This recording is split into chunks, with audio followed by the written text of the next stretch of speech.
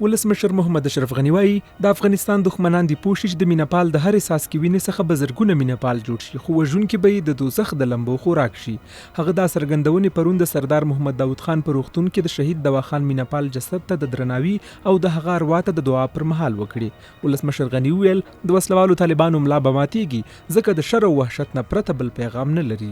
دا خاینانه حمله او لکه دې غوندې نورې حملې د افغانستان د لوستونکو د اهل د فکر د اهل د قلم باندې یوه توطیه ده، اما په دې باندې مداخل پوسي ده د افغانستان دښمنان چې موږ د مینهپال له هرې قطعې د وینې نه زرها نفره نور مینهپالان به جوړ سي.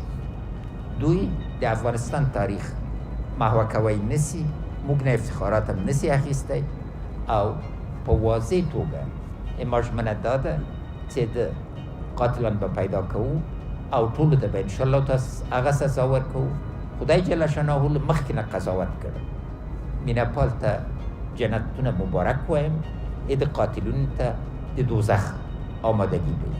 د حکومت د اطلاعاتو او رسنیو مرکز مشر دوا خان مینهپال پرون ماسپښین د جمعې له لمانځه وروسته د طالب وسلوالو په ډزو کې شهید کړای شو. د ولسمشر مرستیال، د ملي روغې جوړې عالي شورا مشر، د ملي شورا ولسي جرګې او مشرانو جرګې رئیسانو، چارواکو، سیاستوالو او د ټولنې هر قشر سره اړیکه لرونکو افغانانو د هغه وژنه وغندله. د ملګرو ملتونو امنیت شورا، د امریکا، برېټانیا او یو شمېر نورو هیوادونو سفیرانو هم د وسلوالو طالبانو له لوري پر دوا خان مینهپال برید او د هغه وژنه د ټولو انساني او جنګي اصولو خلاف وبلله. د شهید دوا خان مینهپال همکاران او ملګري وایي چې هغه یو رښتینی متحد او د وطن پر دردمند افغان و چې تل د افغانستان د مظلومو خلکو غږ پورته کاوه او په ښه ډول یې خپله دنده مخته وړله. مینهپال د ډېرې سالمې انرژۍ او روحیې خاوند انسان و. ما داسې انسانان په دومره لوړ روحیه کم لیدلي دي. قوي، با عزمه، با شخصیت، درون. د کوچنیوالی په زابل کې او بیا نوې ځواني په لوی کندهار کې، په هلمند او په روزګان او په زابل او په کندهار کې، په دې څلورو واړو ولایاتو کې وبرېښېده، وځلېده.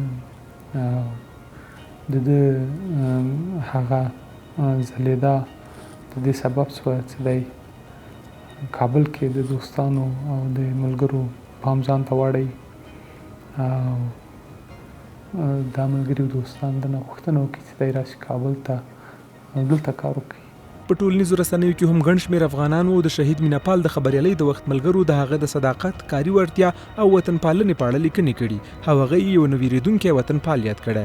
دوی له حکومت څخه غوښتي چې د شهید مینهپال وژونکي ژر تر ژره ونیسي تر څو د خپلو اعمالو سزا وګوري.